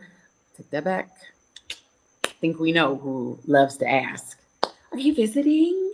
Huh? Mm-hmm. Mm-hmm. No. And then sometimes I like to stun on them. I'll be like, no, yeah, I have a house here. I live here. Yeah, but where are you from? I'm from here. I live here. Like, oh, you're rent? No, I own a home here. Oh, well, what do you do? I luxuriate. And I used to say like, well, why? Like if they ask me like, well, what do you do? And I would be like, why? Why does that matter? Mm-hmm. Mm-hmm. But now Mm-hmm. I've settled down some. But yeah, it has very similar to what you're saying, Anna, being exposed to entire cultures. So not just the one-off person, like how I said, the fly by night. I'm sure we all know that the free spirit or the one person like they don't care what anyone thinks. I used to care as a people pleaser a lot about what people thought. But being here, A, not having people ask me all the time what I do for work. B, watching people who live such full lives and who work is a part of life at this stage in their lives. Not like I realized instead of like working as something we need to live or as part of our life, like it was my like I lived to work. Like that's like it was like the opposite. So that I would say is one of the things that I really, kind of like you said, Anna, like things really are not that serious. But it's easy to adopt that, especially when everyone around you moves like that. And I go to another Mm-hmm. country and they're the same way. Like nobody's like, Well, like I said, it's a given every time. But because they got to try to figure out, like, what? Yeah, like What are you? how is How she? old are How is she you? How here? are Yeah. you doing that? Oh, you're retired. Oh, you're. Don't worry about what's going on over here. But it just it. I think being the same way as we had, like you were saying, Ron, the deprogramming and the like the deconditioning that we have to do, all of the conditioning that we were exposed to. I am like flipped it. All the different places I go, wherever I'm going around the world, like that is my new conditioning, is to see people that are happy, even if they do work. They pretty much like their jobs. Because guess what? If they didn't like it, they would get another one. And I'm not talking about it like fancy or anything being flippant, but it's just like Hmm. they don't understand how we like I'm like crack our heads like to say certain things like that we prioritize work above all things, as a just kind of a general statement in the US. So that I would say is something that I've taken on, like Emma said, it's not that serious. Nothing is that serious. It isn't. Right. It'll be Right. all right. It'll work itself out. Um, Rhonda, you want to take that one? How did travel and the different communities that you've come into contact with play a role in your break? Um, Hi. I'm the free spirited, very much so delusional person in the group. Yay, So Delulu. I love it. yes, That's a good thing. money does fall off of trees in my mind. So I say that to really put the foundation of it didn't really have an effect on how I moved. And I feel like when it did, it's because I started to step outside of myself and try to become somebody I wasn't. Mm, So what I had to honor and default back into from learning all that work I did in therapy and things of that, just trying to become a better me, I had to be very, very, very mindful of the environments that I chose to be in and I continue to be in. It's an ongoing thing. It's not perfect. I slip in and out, maybe it's because, well, this is a black woman, right? Or maybe it's because, I am internationally traveling. So maybe it is important to make connections and things of that nature. But I don't think that automatically defaults you to people. And so I think you have to Mm. be still remain selective and use your discernment. Everybody's not going to connect just because y'all are all traveling. you know, mm-hmm, mm-hmm. you're still Yes, only yes, going to yes, connect to a yes. certain few, and being comfortable in that. I run a very strict program over here. Okay, one, two, three, you're out. Like I don't capacity to take on, and three is a much. I'm stretching. This is me trying to be a better person. Yes. Yeah, I was just You're gonna gonna be say a great that's one of the things that I learned benevolence. about her is that you don't get a lot of chances with her. I know I know what messes with my nervous system. I know what works and I know what doesn't. And it's not a judgment to anybody. You live how you live. You like it, I love it, but not over here. And so that's how I try to manage. There are still disappointments that may come. I'm not saying that you're not you don't feel the things, but I don't sit there. I got to keep moving. I thrive in isolation. So I think that kind of helps me as well. Hmm. And then, I'm Yeah. happy with it. I have always been happy with a small group. So like when I tried to Mm-hmm. expand and become somebody I wasn't, I think that's where I suffered. Um, but priority would be my nervous system and choosing the proper environments. You'll see all types of things while you're traveling. There's something for everybody. You want to party, you want to go get married, you want to whatever you want to do, is something out there for you. Okay. Hmm. And so Not like just married. choose what. Yeah, yeah, yeah. Yes. So they got all types of things. I got stories. Okay. So they have all types That's of out things, there and you too. do what makes you, yeah, you do what makes you happy, but you be true to yourself. It's even more so important. I feel it was important in the States. Let's be honest. I'm a solo traveler. I'm a single woman. So you have Mm-hmm. to move a certain way. But even more so when you're internationally travel, you really want to be mindful of the company you keep. Yeah. Mm-hmm. Mm-hmm. I think I answered your And question, girl. keep, yeah, you did. Keep the people that are, you know, not good for, like Rhonda said, your nervous system out of your orbit. Huge. And like you said too, solitude. I love my solitude, man. I tell people all the time, I'm an introverted introvert. I small groups. I don't need the big groups, a bunch of people.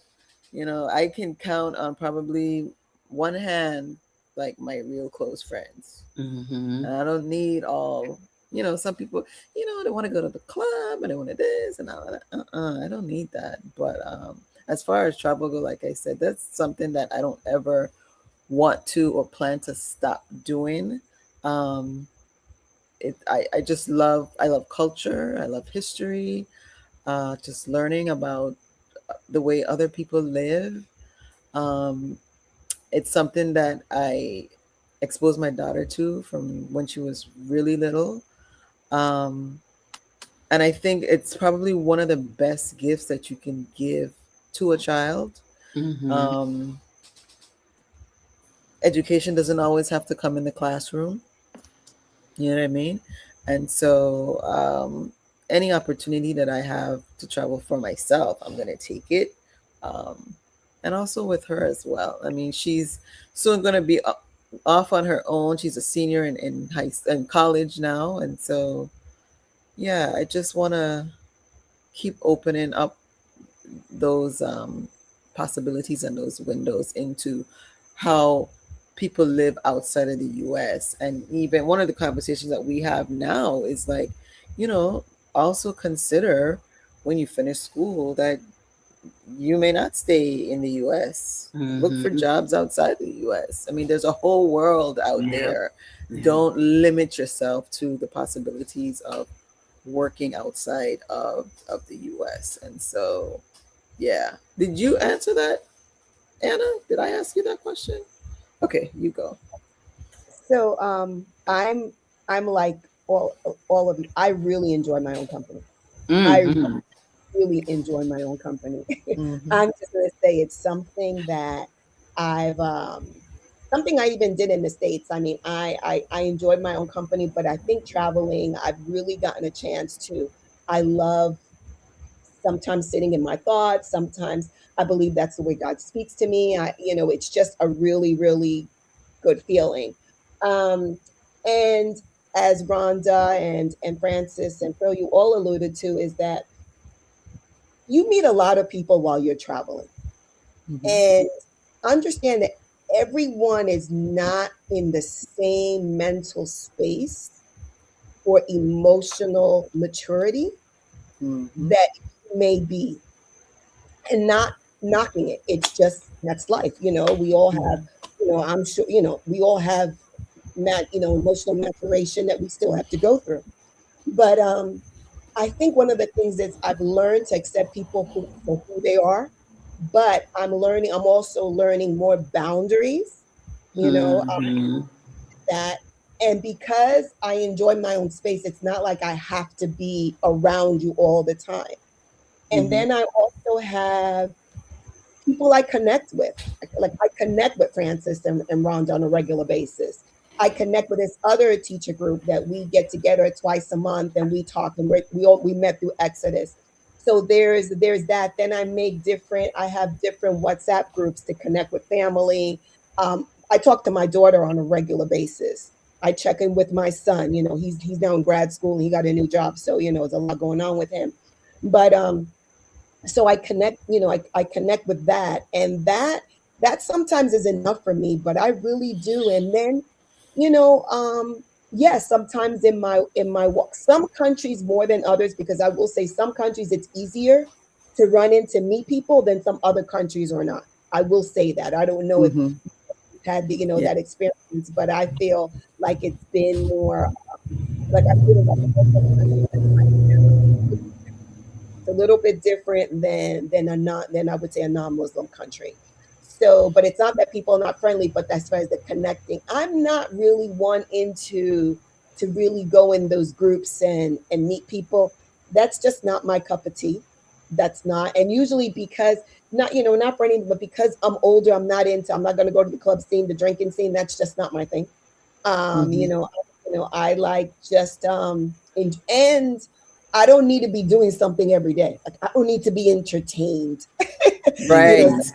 I need Right. to, oh my gosh, like somebody had mentioned before, oh yeah, you sleep, you sleep when you die. No, I don't know where they got that thing Mhm. from, but that is not the truth. Mm-hmm. You don't sleep what you die. You sleep while you're living so you can so you can have longevity and enjoy your life and be rested and Mhm. and look, Mhm. and look and feel good. So yeah, so I don't I haven't been, the only thing that I did was big was that Exodus Summit that we did in February, that meetup and that's where I got to meet, Rhonda and Francis we got to meet in real life. But yeah, but that's not something that I don't need that.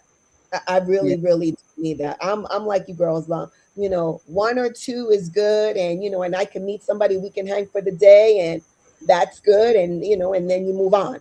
So I don't need to. So I would say that's kind, but I really do enjoy my own company. Mhm. I Same. don't know. Me Yes. too. So it's been a wonderful way of getting to know who the real Anna is too, Yeah. because you can't do that when you're around other people. Yeah. So And people always find it's like so like you're going to these places by yourself and like solo Yeah. travel. It's Yeah. like you just don't know, you'll man. never, like if you wait for somebody, you're never gonna do it. You're So nenever gonna do it. You're never gonna do it, you know. because So this look, and person I'm not can't doing go it for anybody. this Yeah. reason and that reason. And I was like, mm-mm, mm-mm. So I think we got two more. And I So will say it's been a joy seeing. Oh, I go will ahead. say it's been a joy seeing this surge resurgence, I guess, of people that are solo dining and solo this. That's great for you guys. I'm so happy you're finally on board. But for some of us, we've always done this, and so it's Always not done it. odd to Mm-hmm. us. Um, Mm-hmm. right.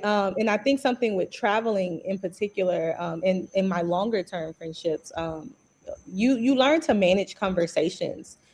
Some things aren't meant to be discussed with everybody, right? Not that I'm Mhm. a, Mm-hmm. not that I'm a pretty private person anyway. But for example, I love my friend dearly, but in the beginning of my journey, I swear every single day. Well, so what are you going to do today?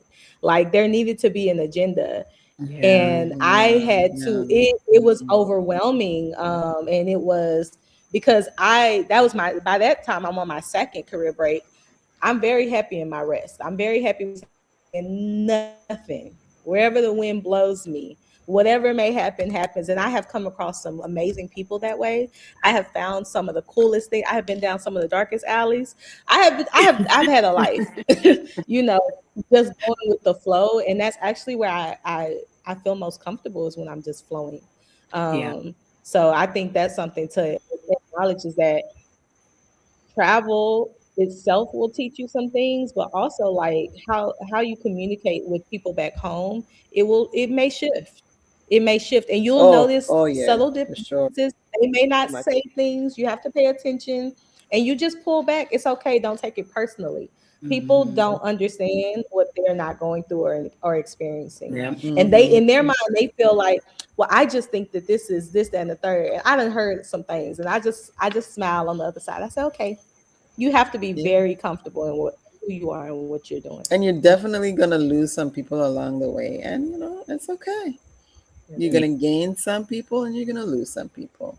Yes. I remember I told you my passport wasn't cracked for the better part of 10 years. Well, I also my wanting to travel and branch out, and as you were saying, Anna, something that I was like, "That's it, girl." Discovering who I was meant to be before all this conditioning. Like I Mm. remember being that like child, and then a certain age, up, you got to stop that. You can't do that, and it just wanted to come out.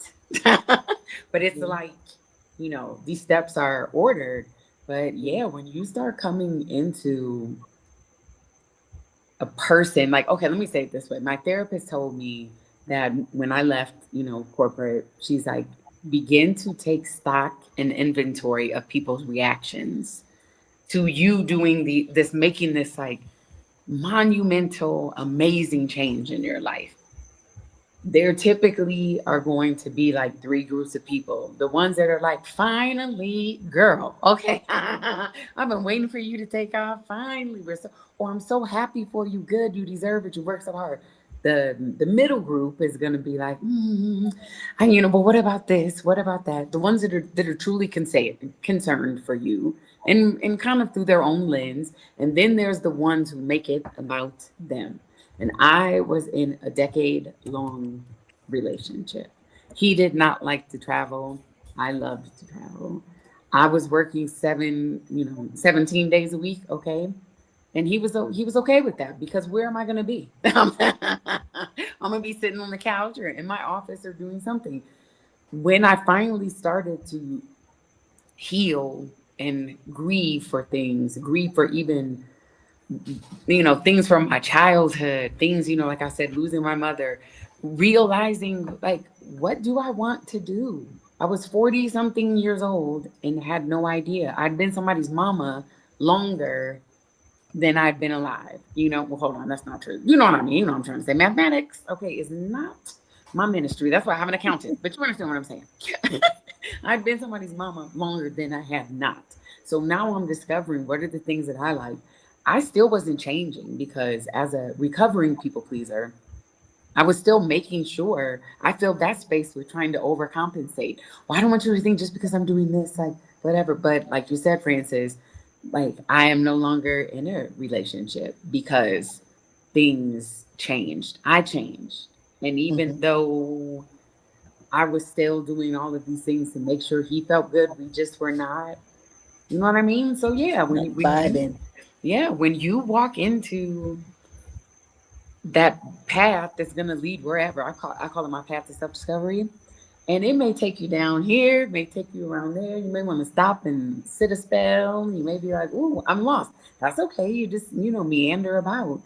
A lot of the people, when you have relationships with them, and I think at that point we were together maybe like 4 or 5 years. Like, when you have relationships and people fall in love with, in my case, an unhealthy version of myself, and you want to tell me I'm acting brand new, or just trying to, like, no, sir, I was a real person before we met. Like, I was not always this way. But yeah, you will lose. You're going to, like how you were saying, Anna, and you as well, Francis. Like, my son was my biggest cheerleader. He was like, do it. Like, you have always made the sacrifices. You have done, blah, blah, blah. Like, do it. Why not? He's 30, so he's young. He's from, and and I raised him being fiercely protective of that free thinker, marches to his own beat that I know he got from me. I know I saw myself 100% in my son, but I knew that people wanted to, squeeze me into, why aren't you like your sisters? Your sisters, because we all stair step. So we pretty much have the same teachers. Well, your sisters didn't do this, your sisters didn't do that, or the other students this, the other students that. So I was fiercely protective of my son's, like, individuality, and wanting to make sure whatever he wanted to do, let's go down that path, let's explore it. But it's almost like, in the Wizard of Oz, when Toto gets away from the thing and he jumps over the river. She was like, he got away. He got away. Like, that's how I felt. Like, my son got away. Like, the ship has sailed for me. Like, this is my lot in life. Not realizing that it wasn't, but like, my son was my biggest cheerleader. My Mm. my small group of friends, like you said, Rhonda, like, my friends, like, from day ones for 20, 30 plus years. Finally, some new people that I met, like, wow, asking things out of curiosity. Good for you. Like, yeah, that's what's up. But the people that make it about them, when you're taking that inventory and you see that they make it about them, that's most likely, I'm willing to bet money, the relationship. That It's not going to that's last. that's the fear. That's the fear. And Yeah. so we're gonna now talk about career for some of us, not all of us, and life after the break. So And remember, I said earlier on was this is something that I struggled with a lot. One of the most important parts of the conversation is what came after, um, because rest doesn't just give you like a relief or a release. It really, really changes you. And so, if you want to, you can talk about how the break changed the direction of your careers. Um, in Anna's case, I guess you can talk about the parts of your old life that didn't fit your new life anymore and how it changed the way you live now. So I'll let you go first, Anna, since you're not in the career on a career path. No, I'm not. Definitely am not. Yeah, I thought for a minute about starting, and I don't know what the future holds. I don't think that I'm kind of like done, done and just hang me to dry. I think Right. that um, I think that I'm open to whatever opportunities that present themselves. Like for example, now I'm really wanting to learn about investing, and that's something I never really did. So I did take a certified English teacher. And I'm glad I did it, but I have no desire to do that in particular. But I do work on trying to keep my skills, developing new skills. I listen to audiobooks. I'm working on my health. One of this whole journey is I've taken a whole new focus on my health because I've learned that having been in another country and seeing doctors that normally I could not see in the US because they're not affordable. Let me just say that it's not Mhm. affordable. I've learned a lot of things about my health that I'm now doing. That I'm glad that I left that good insurance and left the US because there were things that came up that they totally ignored that would have been an issue in the future for me. Wow. Mhm. So I'm working on my health. I'm working on I'm always working just to see and what other things can present themselves. Right Mhm. now I'm just traveling. So maybe when I end up settling a little bit in about a year in Colombia, things will open up. So I don't know, but I am open to as I'm being led to learn about things. I'm learning. Who knows? I may become an investor, and I'm definitely working on my health. So those are the things that now I have the time to do. As far as a career path, no. I mean, I'm Mm-hmm. I'm, Mm-hmm. I'm not looking for a career path. If there's an Right. opportunity that presents itself, great. But that's kind of where I am now. So Yeah. And I think the important thing for that is like you're exploring like mhm. different possibilities, not necessarily opportunities for a career, but possibilities for, I don't know, a hobby or an interest or something like that. Yeah. And Yeah. and Yeah. one thing I do know I have learned innately, I am a teacher. That is who I am. Now, do I Mm, want to be a teacher in a public? No, in a school teaching, no. But I am innate. So it's something that's going to be that because that's who I am. That's my natural gifting. That's what comes easy. I love to educate. I love to teach. I love to share knowledge. I do love to do that. So anywhere that a platform may present itself where I'm going to do that, and in what capacity, I don't know. But in the meantime, I'm just traveling and just learning new experiences. mm-hmm, mm-hmm. What about you, Rhonda? How did the break change the direction of what your career might look like for you, or did What's it? that word? Career. Career is such a weird word Right? to me. Right. Ooh, random. I Okay, think my see. second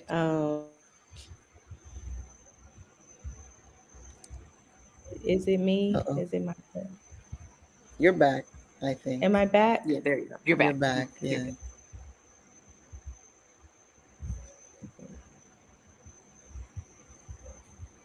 My internet's been No fine worries. this whole time, y'all. I just want to say that. We get on the screen. um, I was saying after my second career break has spoiled me. I live the slowest life I possibly can. I walk extremely slow everywhere I am. I have to move out of people's way because I'm like, just go. Because I am enjoying life. I am romanticizing. I am in my head. I wake up in the morning. I like to move. I don't like to get ready for anything. I hate the alarm. So as far as a career is concerned, it's been a struggle because I don't look at it the same as I did before. I used to look at, I needed to climb the corporate ladder and, I just needed to get to like to the corporate. Well, 3 months into my first career break, I got a contract with the same company I just left with the highest title I'd ever had. And it was unfulfilling. So good money, but unfulfilling. And that also taught me a lesson that they'll pay you to do less. Yeah, I don't know. Interesting. Mm-hmm. So I learned a lot of lessons on this journey, and now it just makes me so much that much more intentional about where I'm putting my time and who's going to get that time, um, and how much energy it expends. It doesn't look perfect, right? I in that path in this pathway, I have taken on like different clients on like a more of a freelance level, um, and that's been a learning curve for me. It's not always perfect. I still have to realize that I have to manage my own like who do you take as a client? What kind of emotional tolls does that have on you? And so you're still learning and growing. It just looks different. Mm-hmm. So I don't know that I'm tied to a particular career. I have a lot that I've learned. I'm 37. I've learned so much that I can apply in so many different ways, and I think realizing that and trying to figure out it's not so much what you know how to do, but what you enjoy doing. Mm-hmm. So finding what it is that I know how to do and I enjoy doing that doesn't deplete Mm-hmm. me, because Mm-hmm. that's something I'm just not going to sacrifice. I've gotten all slack for it. I really don't care. I'm not sacrificing myself for anybody. So um, that's kind of where I am with my career. Yeah, that's kind of a even now when I think about it, a challenge for me in that um although I don't have the typical 9 to 5, and I just lean on my experience and the things that I've done in the past to create work. It's like it's work that I know I can do because I've always done it, but it's not necessarily work that is joyful, you know? Mhm. And so now it's like the challenge for me is figuring out what it is that is joyful for me, um, that I can turn into um, a money maker. I don't want to say a career. I don't want to use that word. Okay. An income stream. All You right. know, I know the things that I like. Obviously, I like to travel. Um, but the work that I'm doing now is just to work that I know how to do because I've done it for 30 years. Not necessarily because I love it, Right. you know? Mm-hmm. So, Mhm. um, boundaries for me is like, and one of the good things about the way I structure work now is similar to what you just said, Rhonda. It's like, it's you work freelance or contract stuff, so I can work and then I can not work and I'll be okay, and then I can pick up another one. And I like that because it allows me to continue my freedom and my flexibility. um and so I come across different friends and they're like, oh, you're back or whatever, and it's like this place is hiring and this person is leaving and da da da da da da. You should apply for this job, and I'm like, I don't want to give up my freedom and my flexibility. I really don't. So yeah, definitely have those some non-negotiables when it comes to career. Um, and the other part of the question is, how did your break change the way you work, travel, or live now? Um, Pryl, you want to take? Did I go to you, Pryl? Mm-mm. No, but that's Oh, okay. okay. Yeah, I can Go answer ahead. that Go part. ahead. How did it Um, change your career direction? so um I have been back in a limited capacity. I too, I guess I had one. I guess if we're using career break in the global sense, I guess I had two career breaks as well. I went back to corporate for 2 years, and Mm. this version of me, this was a couple years ago now, but this version of me was looking at that resume like reeks of desperation. Like, because I had hung my own shingle. I had, was working on my own. I needed things to fill the time when I left. So I started four companies and a nonprofit. So anyway, I'd been working on my own, stepping back, and I said, you know what? There's some things that I need to do, some moves that I need to make that are going to require a huge influx of cash, and something easy that I can do in my sleep. So kind of like what you were saying, Rhonda, I did the least bit amount of work at that time for the most amount of money at that time. Because the less work you do seems like the more they want to pay you. But yeah, I went in with my boundaries. My boundaries have boundaries. I knew I was in there. It was like a stick and move. I'm hitting it, I'm quitting it, I'm gone in 2 years. And I left. So I had the opportunity as this version of myself to go back into a corporate environment. And because I'm different, the organization that I worked for was different. Very similar to what you all are saying. I only take certain clients. And Francis, I'll stay up late in the midnight hour, get that client, and then I'm done. Like the area that I've been in now is like more crisis management. So I come in, I do the stuff, and then I'm gone. So Mm. yeah, it has, like I said, my boundaries have boundaries. So in every now and again, oh, something else that's about to say, I don't say yes to things I don't want to say yes to. I spent my Mm. entire life saying yes, sure, okay. Like I remember my therapist, we had to role play me working up to saying that I wasn't going to come somewhere that I said I was going to go. And I don't remember what it was exactly, but let's just say it was Anna's daughter's wedding, right? so so we know the wedding's like 8 months away. I had to start role playing because the thought of like me saying like it just my brain it was like does not compute like I was starting to beep boop boop boop like short circling. But no, I have my boundaries, I have boundaries. I don't do things that I don't want to do. But I also have gotten in touch. One of the main things that leaving the US and being just out globally has helped me get in touch with my intuition that has always been extremely strong. So it's not like, Mm. not like a toddler, like, no, no, no, no, no. Why was it that point once when I first got being okay saying no, I was saying no to everything like a 2-year-old. But I can feel when it's something that I want to do, or if I want to do it, but I know it makes me a little anxious, but I'm going to do it because that's just part of me exploring things. But my intuition is so strong. If it's no, it's no. Like nope. And if I'm like maybe I will, maybe I won't, then I tell them like yeah, well you can put me down as a maybe. I'm not going to commit. I'll let you know, give you enough advance if I'm coming or if I'm not coming. But yeah, I don't do things that I don't want to do. Yeah. No is a complete sentence, right? Exactly. Period. N-O, period. Mhm. Okay.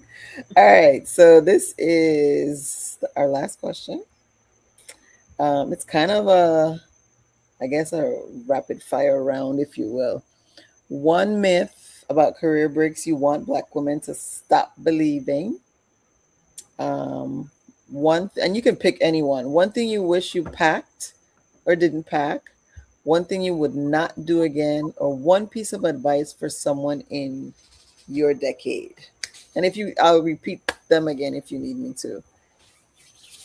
Anna, you want to go first? So I'm going to give the one for someone in my decade because that's probably the Okay. one that I would say because I think is that we live in fear. And when you're in your 60s, you make all your decisions based on your experience and fear. Fear will always be there. It's just not making your decisions based on fear. So whatever that is, and I'm not here to tell somebody, oh, because well, I can't do what you do. My life is not for you to do what I do. My life is for you, hopefully, to give you the desire, the wherewithal, Encouragement. the encouragement to do whatever it is that you wanted to do. Do it. Just do it. Mm-hmm. Just do, you know, it's almost like the Nike, just do it. Because we're not guaranteed, you know, we're not guaranteed. We don't know how long we're going to be here. Things are always changing. So that would be for us, I would say someone in their 60s is that do it. You know, you've had enough of people pleasing. You've had enough of the commitment. You know, enough of the woulda, shoulda, coulda. Just do it. Mm-hmm. Just go ahead and do it. And yeah, that's the best advice I can give to someone in my decade. You know, we have nothing to lose at this point. Really, we don't. Exactly. Yeah. Exactly. What's the worst that can happen? You actually Exactly. like it? Exactly. Exactly. Exactly. Rhonda, which one you want to take? You want me to repeat them? No. Okay. I would say for someone in their 30s, I guess they would claim that's the height of your career. I don't know. I started kind of young.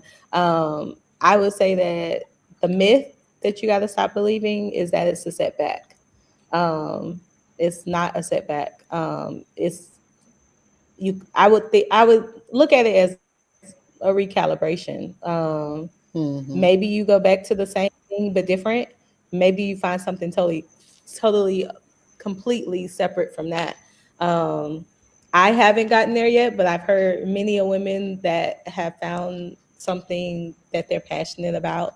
That they, that also funds them and stuff as well. So you just never know. And I don't like Anna said, like don't come at it with fear, come at it with questions. It's not, you're not meant to mimic what someone else is doing, but ask how, Mm-hmm. don't, when you go completely against it and that's just not for you and you just think that you're so special that nobody else is going through what you're going through, is somebody out there that went through the same obstacles that you have or worse, and they made it work. So if you want it, if it piques your interest, I would definitely say, consider it. And taking a career break, it won't set you back.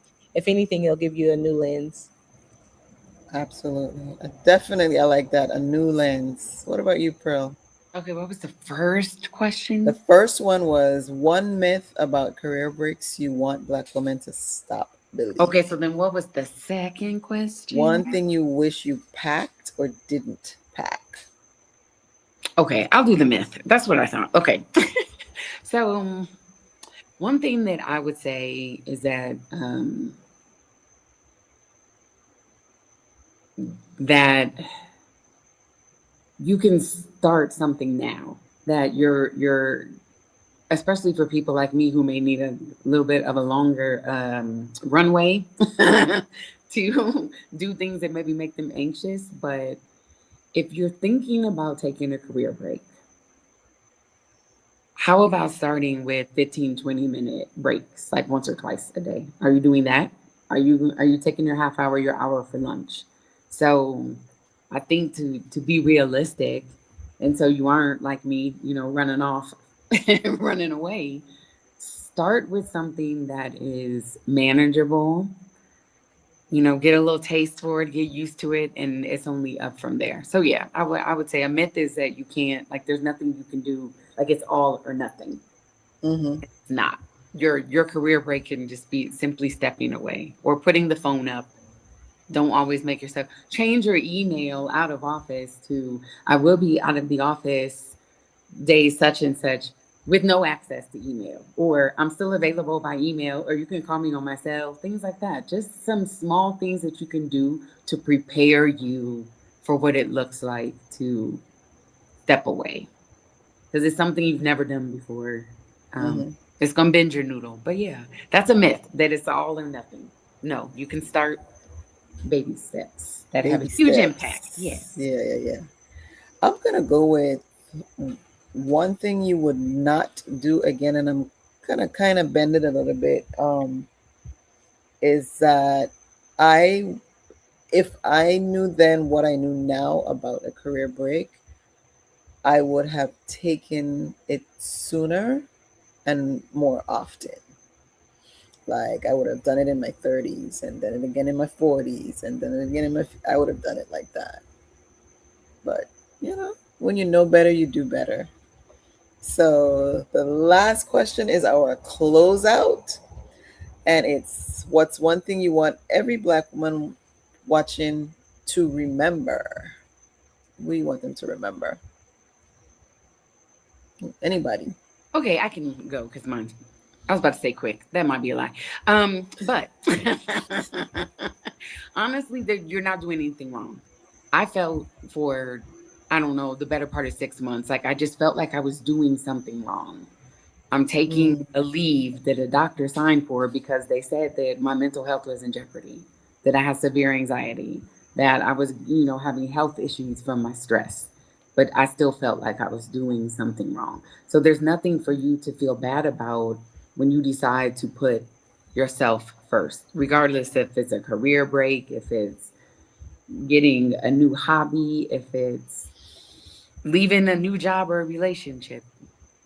There is will never be anything wrong with prioritizing your safety and your mental health, and your happiness.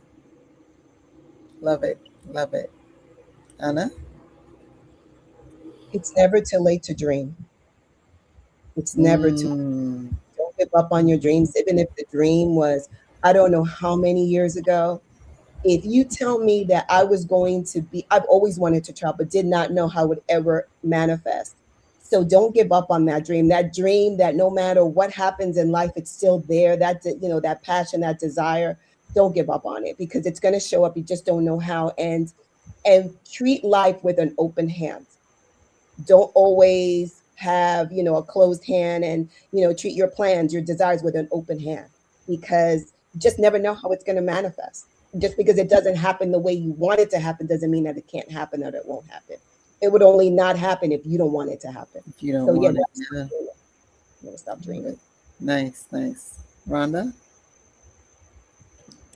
So this is gonna sound weird, but trust me, it comes from a place of experience because I deal with women on the daily that are moving abroad. You don't need permission.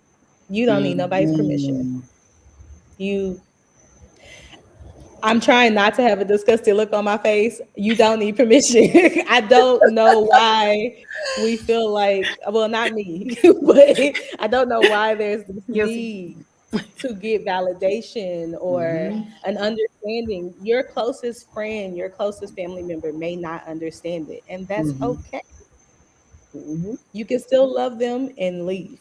You can still love them and do what's best for you. Um, and something I just had this conversation with a young lady yesterday actually. Watch the people in your life and how they always choose them first. Mm-hmm. I'm not saying do not become bitter. This is not to hold on to it, but when you watch the people around you and how they choose themselves first, you realize that you really need to start doing the same.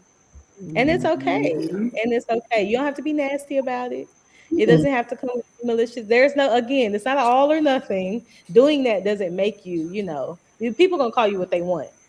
Anna said it earlier. You're not gonna make everybody happy, and that is the realest thing I've ever heard.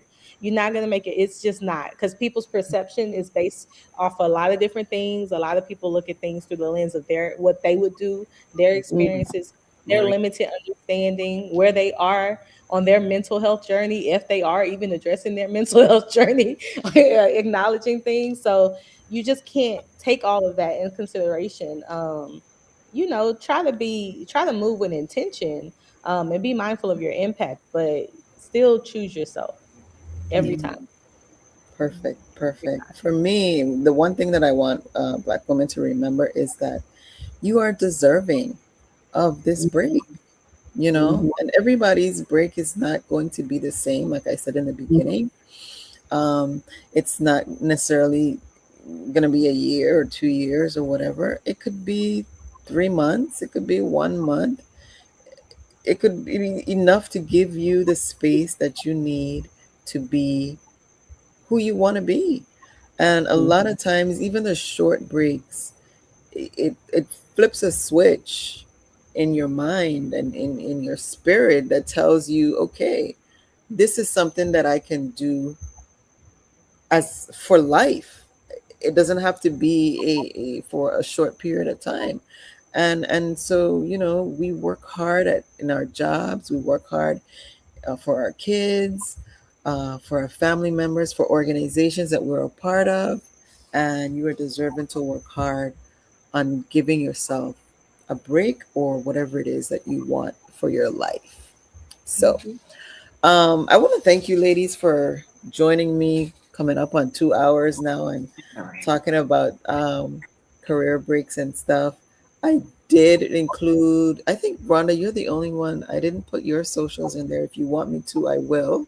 But the ladies' socials are in the description, so definitely feel free to follow them, follow along with them on their journeys. I know everybody here is at some point soon is going to be going on to a new leg of a journey. Yeah.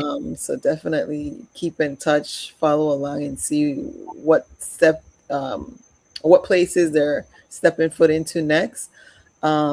If you're watching this on the replay, definitely drop your comments. I read all the comments. I would love to reply.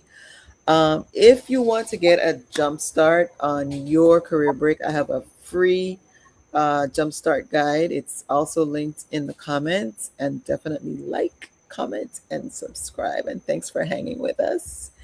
And we're going to say bye. Good night. Have a good weekend. Okay, bye bye. Bye.